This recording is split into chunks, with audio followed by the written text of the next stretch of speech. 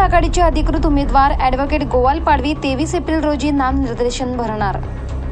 सविस्तर वृत्त असे की नंदुरबार लोकसभेचे भारतीय राष्ट्रीय काँग्रेस व महाविकास आघाडीचे अधिकृत उमेदवार ॲडव्होकेट गोवाल पाडवी यांचे नामनिर्देशन दिनांक 23 एप्रिल 2024 रोजी भरणार असल्याची माहिती नंदुरबार जिल्हा काँग्रेस पक्षाचे जिल्हा कार्याध्यक्ष दिलीप नाईक यांनी दिली असून जास्तीत जास्त नागरिकांनी मोठ्या संख्येने उपस्थित राहण्याचे आवाहन करण्यात आले आहे।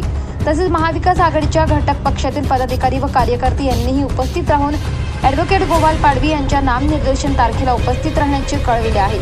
संजय टाउन हॉल येथून रॅली काढून जिल्हाधिकारी कार्यालय येथे नंदुरबार लोकसभा मतदारसंघातून नामनिर्देशन अर्ज दाखल करण्यात येणार आहे। चला तर मग जाणून घेऊया काय बोलले दिलीप नाईक। भारतीय राष्ट्रीय काँग्रेस पक्षाने ॲडव्होकेट गोवाल पाडवी यांची उमेदवारी नंदुरबार लोकसभेसाठी निश्चित केलेली आहे।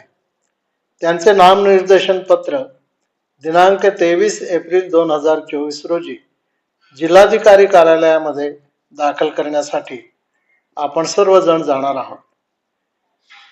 टाउन हॉल नंदुरबार या ठिकाणाहून रॅलीची सुरुवात होणार आहे आणि धनशक्तीच्या विरोधामध्ये जनशक्तीच्या माध्यमातून आपण त्या ठिकाणी जाऊन नामनिर्देशन पत्र दाखल करणार आहोत।